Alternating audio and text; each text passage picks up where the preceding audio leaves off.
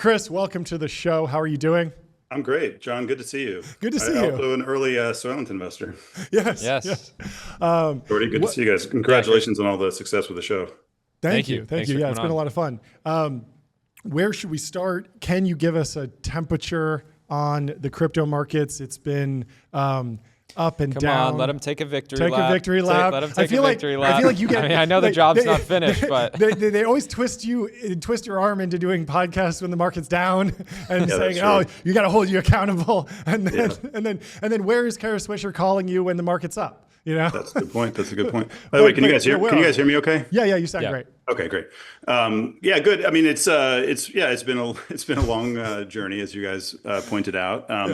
I think that we had a lot of challenges the last 4 years, regulatory challenges with the last administration, and that looks like it's trending much better now with the new administration. It's sort of more pro-tech, and I think we have a lot of momentum in Congress, and that's a big deal because that created a lot of headwinds. So that's great, and then also like the kind of core infrastructure, and I don't know if you guys want to talk more about it, but totally. So for example, one of the things happening right now are stablecoins are really taking off. So like last month, it was something like 2 trillion in stablecoin volume, which is more than trillion with a T, which is more than Visa. And so, quite a lot of volume. And a lot of that's due to the fact that the infrastructure, so Solana, Ethereum, and so forth, has gotten really good. Yeah. So you can now send an arbitrary amount of money anywhere in the world for under 1 penny in 1 second. But that took years and years of work, investment, founders, technical folks doing a lot of work. So that's great. And so there's a lot of good things. I think that, there's a lot of challenges too, but overall it's been fun. Do you think that the narrative around stablecoins is still going to morph into micropayments for the internet? Ben Thompson was talking about this with MCP. It's not in the standard, but you could easily imagine that getting worked into the second version of the standard. At the same time, obviously just global remittances has always been a huge category. It is the one category that I used stablecoins for years ago. And it felt very real in that moment, even while people were saying, "Oh, this is useless." It felt like, okay, this is the value. But I'm interested in like kind of the next application of stablecoins and then the one after that. Yeah, great. So I think just maybe briefly, the way to think about stablecoins is today we don't really have a global payment system or global financial system. We have 195 countries. Each one has many different banking systems. When you send money to another country, like I say, you wire money. Like actually, we've had this experience at the firm where we wire investment, and it ends up going through like a bunch of humans and paperwork. It's really just a mishmash of systems. And so the way to think about stablecoins is similar to how, for those who are old enough to remember, text messaging was like this like in the 2000s. You would send a text message and it would say, you don't have a plan to send to Canada, you got to sign up. And it was all these different systems. And then WhatsApp and FaceTime came along and they built this sort of what they call over the top global network, right? So think of sort of stable coins and blockchains as an over the top network. It's from day one, global, low fee, credibly neutral, programmable, payment system that just sort of works everywhere. That's kind of the simple way to think of it. And so, as you mentioned, one of the obvious benefits is just cross-border, and that's where a lot of the uses are right now. And so, for example, like SpaceX has a program where they move, they'll sell a Starlink in, I think it's like some south of like Brazil or something, and then they'll immediately, use stable coins for so-called treasury management. This is one of the kind of growing use cases that folks like Stripe will talk about. Remittances, you're sending money back home. From the U.S. to whatever, some developing country, countries where the currency is volatile and they want access to dollars or euros.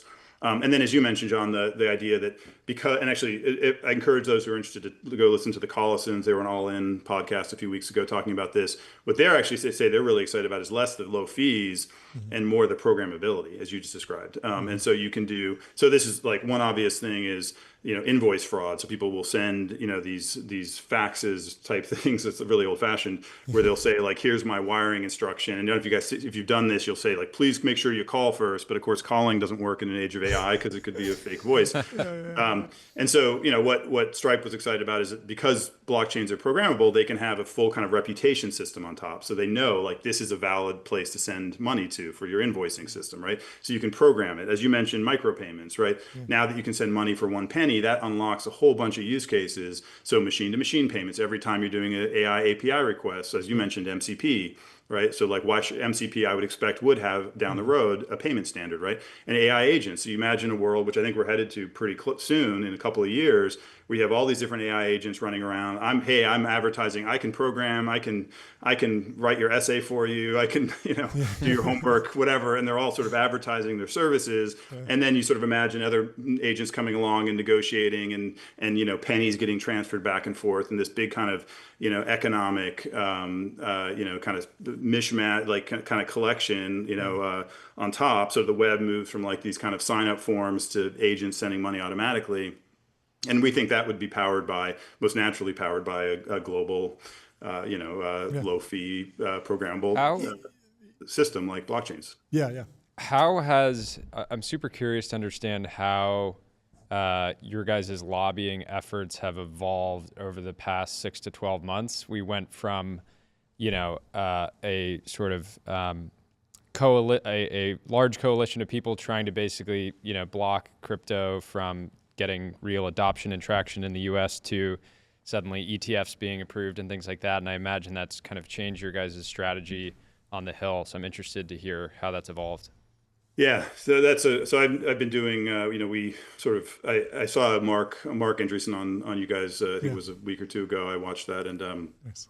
he was talking about it a little bit. Mark and I have been very involved in this, and by necessity originally, like 4 or 5 years ago, and then over time realized just how important it is to engage. They say in Washington, they like to say, if you are not at the table, you're on the menu.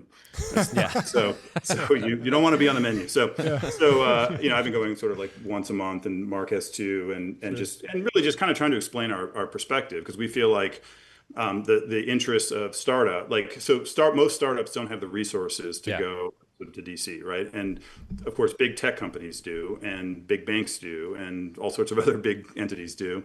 And so our kind of logic was that we're one of the few kind of organizations that has enough scale to have a government affairs team who represents the interests of startups. And so we go and we say, look, we represent small companies, and here's what they're interested in. So for example, they want to have clear guardrails and rules around blockchains. They want to have open source AI. That's another really important issue to us. Mm-hmm.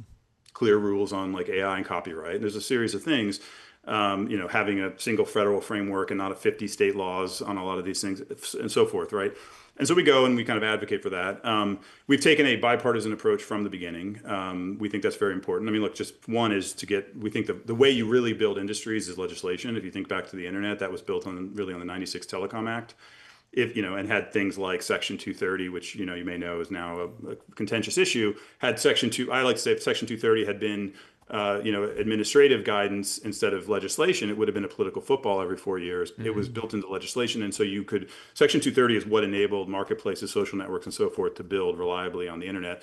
So we've always felt that both for AI and for crypto, we want legislation that provides clear rules, paths for innovation, and really eliminates or mitigates or eliminates, all the kind of bad use cases and bad actors. And so that's always been our approach. It's been bipartisan. That's for legislation, you need bipartisan, first of all. And secondly, like the Democratic Party has, like most people sort of think, Republicans are pro crypto, Democrats are anti. That's not really true. Like we just had last week, a Senate it was a procedural vote on the stablecoin bill, and I believe there were 17 Democrats who voted for it, which is significant. And I think, our view has been we want to kind of, shift the Democratic Party back to the values of Obama and Bill Clinton when they were pro-tech, and not sort of the kind of blue sky Democrat thing that happened in the last years.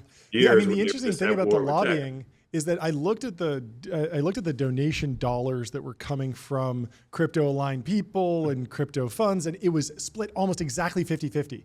Like the entire crypto community really did go super bipartisan with the spend, and obviously the Republicans won, so it feels like a Republican issue right now, but it doesn't feel like it's going to remain that way. On the issue of government, I'm interested to know, maybe stablecoins are a good example, but just general crypto adoption.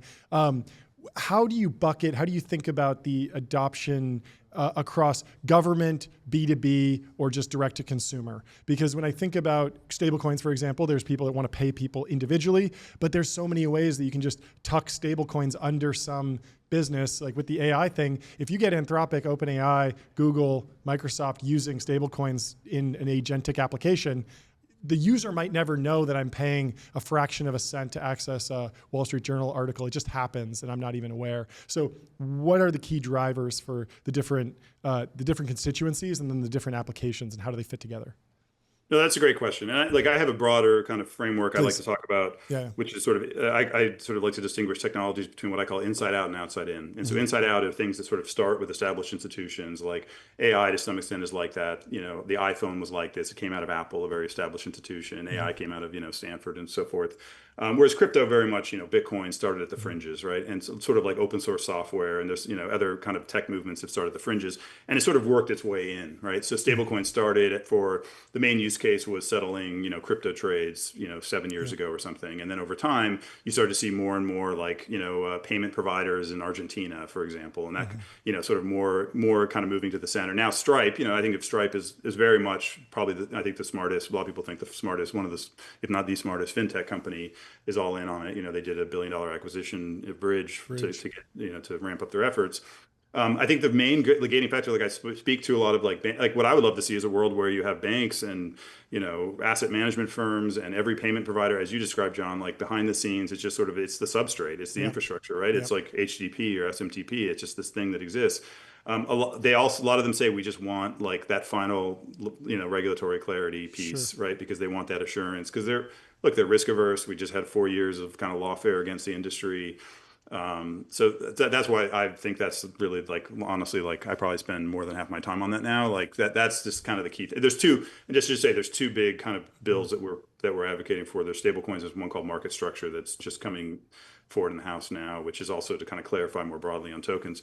But I think that's the main thing right now. I think, but to your point, exactly, I don't think most people ultimately will think of even the word stablecoin. I think it'll be like digital dollars. That like for the average person, Yeah, right? it'll be an industry term like ERP. People interface with that, but they don't know. Yeah. And like actually, but we'll see like we have a fintech group at the firm that's not crypto. I don't know if you know folks like I think you interviewed Anish and all those folks. And they like crypto, but they're not like crypto. And they'll tell me now like it's become pretty standard in the fintech stack that people will use stablecoins. Yeah, so let's.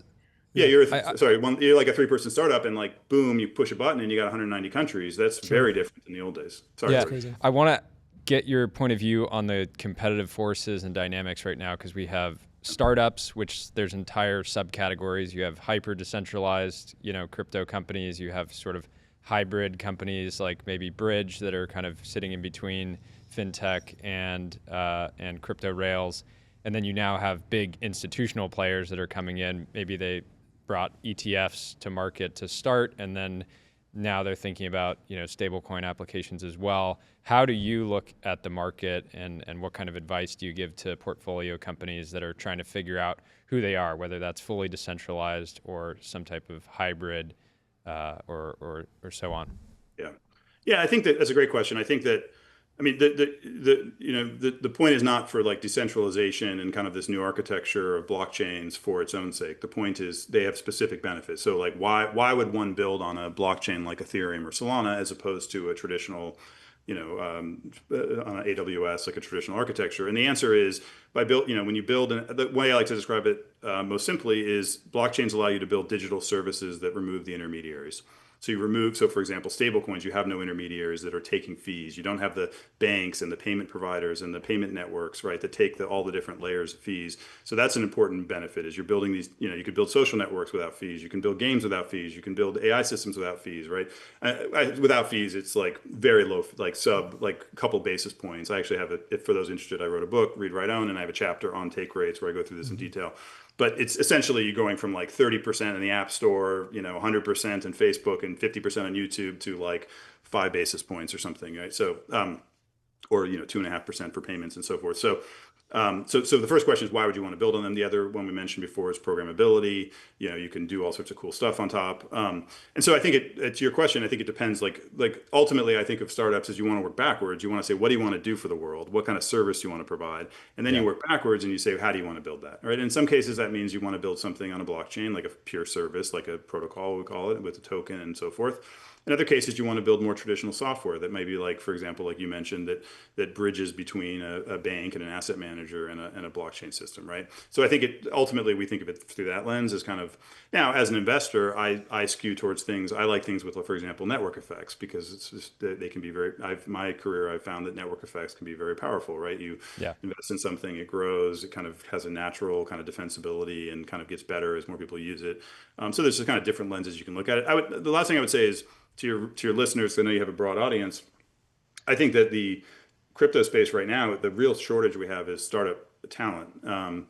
In that there's a lot of obvious good ideas where there just aren't many people pursuing it. Yeah. So I think it's actually the opposite problem than you might have an AI right now, where I imagine an AI, it's an amazing technology, and deservingly people are excited, as they should be excited about it. But you probably, for every idea, have, I don't know, 50 good startups pursuing it. In crypto, I think we're undercompeted. Like we have too little competition, honestly.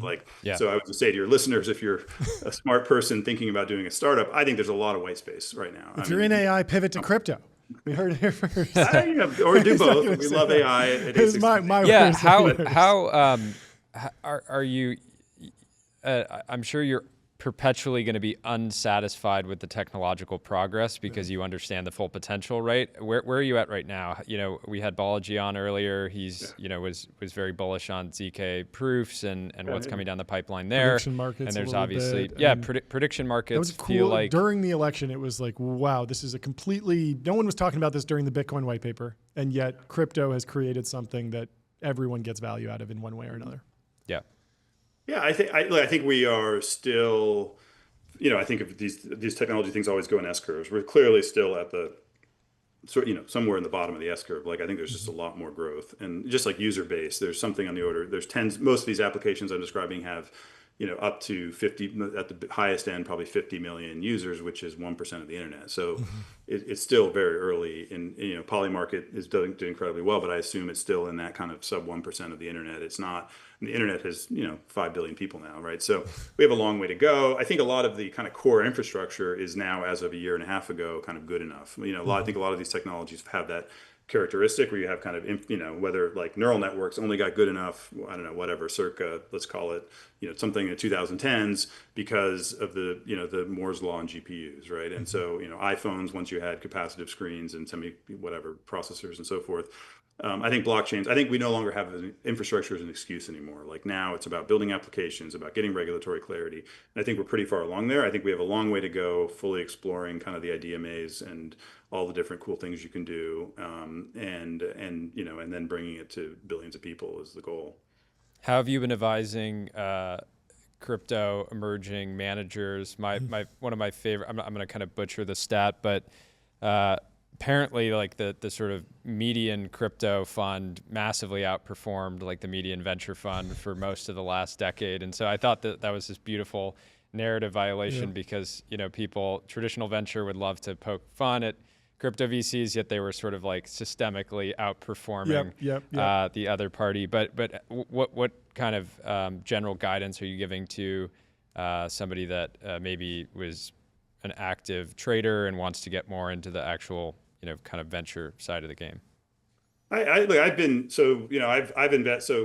investing in venture funds and crypto funds for a long time. I've just sort of, after I sold my first company. In fact, Mark Andreessen and I have done it together for a long time, and have been doing crypto funds since, probably 10 years, and just consistently. And I'm still very bullish. And to your point, I think that's probably correct. Like on the data, like they've done. And I think it's just traditional finance in the sense of you have to, non-consensus, right? Like as much as we hear about crypto, it's still very non-consensus. A lot of venture funds just simply, maybe they'll have a little bit of Bitcoin, but they'll rule it out if there's tokens and things. You talk to fund of funds, a lot of them will say we have a no crypto rule, sovereign wealth funds, so all the kind of giant pools of capital that fund the venture world. And so it's still kind of considered this kind of weird sideshow. Like obviously the past doesn't predict the future and so forth, and we don't know how things will play out, but it's still very non-consensus, I think, from a financial investing point of view, the broader crypto world. So I believe that's where the opportunities are in venture investing. Obviously you have to also be right. And time will tell, but I think it's still much more it's surprisingly non-consensus in the investing world, I think, to this day, despite the performance. Can you explain a little bit of the dynamic of how venture fits into the life cycle of a new crypto company these days? Because there's liquidity available from retail in some cases. There's some companies that are going to be profitable very early because of their insane product market we fit. had Alon from Pump on earlier, and that's a classic example Seems of a like they're company very profitable. that was able to be very efficient. And I think we've seen on the other side, you have companies like Hyperliquid that got out and have a token very early. So I'm curious, how you think of the capital life cycle. Yeah, so let's see if I can answer that. So, like, one reason we started a separate crypto fund originally, like, I guess 2018, was so that we could, before that, I was doing like crypto investing, but it would always get these questions from the LPs and like, what is this? Is it equity? Is it tokens? And so create a separate crypto fund with the basic idea was we have maximum flexibility. And we went to the LPs and we said, look, this is going to be different. And here's the idea. And and a lot of them opted out. Some of them opted in. But we were very clear up front what it was. And so what we think of it is we can do everything from we buy Bitcoin or something just directly, which we do. People see our funds and they assume it's all venture. It's not. Like, we do a lot of just buying like tokens that we think have upside. We also do we can do equity investments like a Coinbase. It's just a classic equity investment. We have a bunch of those that the goal would be to someday IPO. They could be cash flow heavy ones that do dividends, like the ones you're describing, Jordy. Like maybe some of those, or maybe I don't know what their plans are pumped up. Maybe they IPO, maybe they dividend, maybe they do buybacks. Right? If you have cash flows, you have a lot of options. And then the third one, which is actually one of our core ones, is you'll do an equity. A project will start as an equity investment, but then over time we'll launch a token, and the equity investors get sort of pro rata rights to those tokens. And that was sort of the new thing that we really wanted to lean into back when we started the crypto fund. That was a new idea that we helped kind of pioneer that, I think. And that was like the warrant structure. Well, it's basically it's very simple. Token it's a term sheet with two extra things that has essentially token rights. And it can be a warrant, and there's different ways to structure it. And what's nice about that is one of the reasons startups work so well is that they're when they work is that the investors and the founders are fully aligned. So before that structure existed, I don't know how deep you guys want to go on this. There were these things called SAFs and these kinds of things where you do token purchases. And the problem is it created all these weird incentives where the founder would try to create a token just to do something. What we believe very strongly is alignment between the investors and the founders. And so there's sort of this equity structure with token rights or token warrants is one where if they decide they can stay an equity company and they can do, just do traditional kind of go for profits and things, or they can create a token, or they can create two tokens, or whatever is best for that service they're trying to create. And in whatever way that they eventually decide to, whatever business model they pursue, the investor will participate kind of pro rata alongside the founders. What happens to the C Corp in that scenario where they launch a token, the token grows, and the community is, and like the asset is now controlled by the token, and the C Corp still exists? Are there roles for foundations and nonprofits and different transitions that could happen? Yeah, it's a great question. A lot of times they'll just become like kind of one software provider in the network. Oh, right? sure. Like, so for example, think of the Ethereum Foundation. I don't know if you guys know the relationship between Ethereum Foundation and Ethereum. Ethereum is a network. Ethereum Foundation, they help make a little bit of software. They give some research guidance, but they don't control the network. They don't, that makes sense. It's just like kind of in the same way there's just sort of a foundation that has some kind of a bully pulpit. Sometimes they can have a separate business model. So like Uniswap is a decentralized protocol that we're investors in. That's sort of think of it as a decentralized New York Stock Exchange or something that's doing very well, multiple trillions in volume traded. And they spun off this protocol, and then they separately have a website that they operate, which is what the company does. And the website is now, I believe it's sub 5% of the volume on the protocol, but it's still 5%, right? And so they're just sort of one front end to it. And so I think that's probably one of the best examples of what you're asking, John. That makes a ton of sense. Jordy?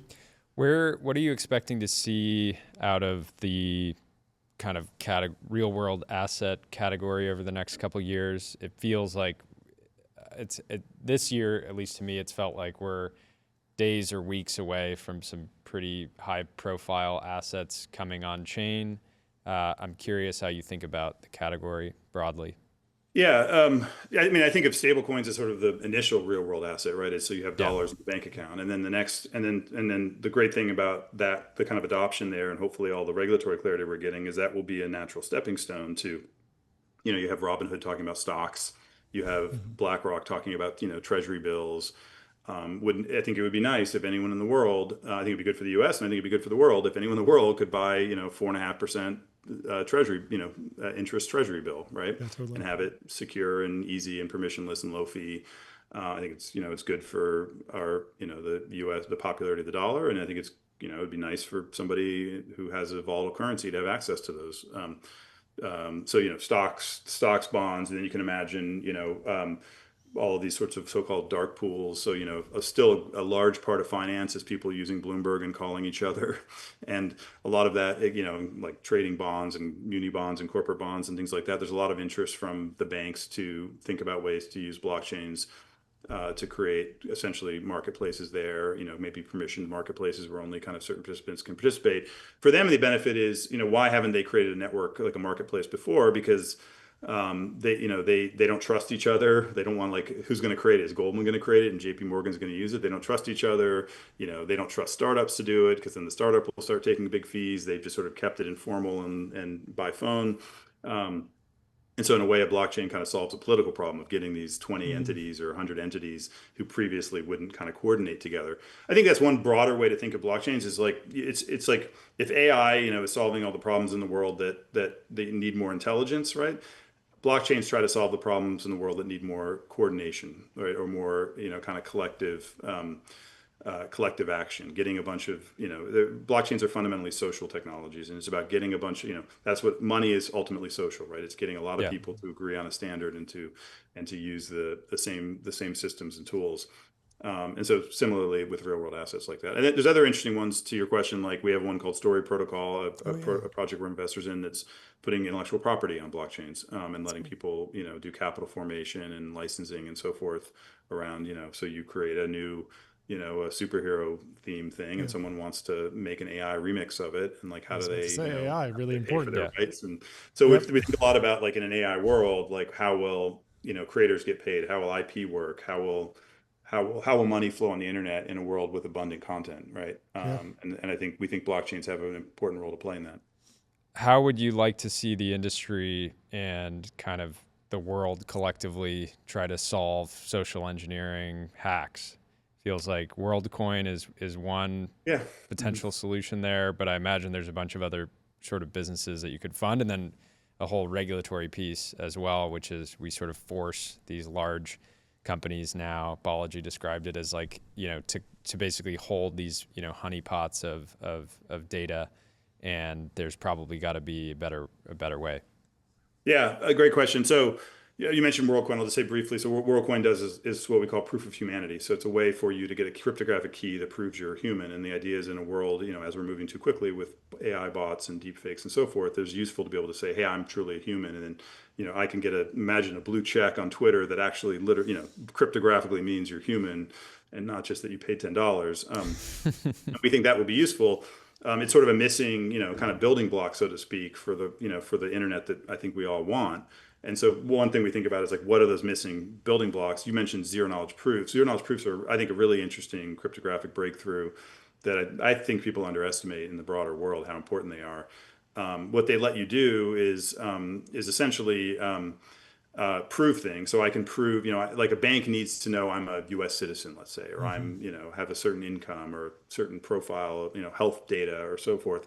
What zero knowledge proofs let you do is I can prove that to the system without revealing any of that, like my actual, where it can basically send me a cryptographic kind of a game that says prove that you're a U.S. citizen, and I can prove it back without revealing all, my Everything name else. and all the Yeah. other kind of stuff that might dox me, right? I mean, we just saw, like, day after day, we see these giant hacks, KYC hacks. So for like at this point, you should just assume all of your information, sadly, has been hacked many times. And having Social Security as like your unique ID and password is just like a ridiculous system in this era, right? So and meanwhile, we have these, we carry around these supercomputers with biometrics and advanced cryptography. Like, why aren't we using it, right? The problem is not the tech, the core tech. The problem is coordination again. Like, it's how do you get everyone to agree on what the standards are, right? And that's why I think blockchains can be important, because it's really all the pieces are there, but how do you kind of put them all together in a broad kind of standard or coordinated system? Amazing. That's great. Thank you so much for coming on. We'd love to continue for we could go way hour, longer. We need to have you back awesome, guys. and talk more. Appreciate it. Great. Congratulations. It's great to see somebody, a contrarian idea that a tech show that actually likes tech. What a concept. I'm very bullish on it. So thank you. Thank you so much. We'll talk to you soon, Chris. Thanks for coming on, Chris. Have a good one. Bye.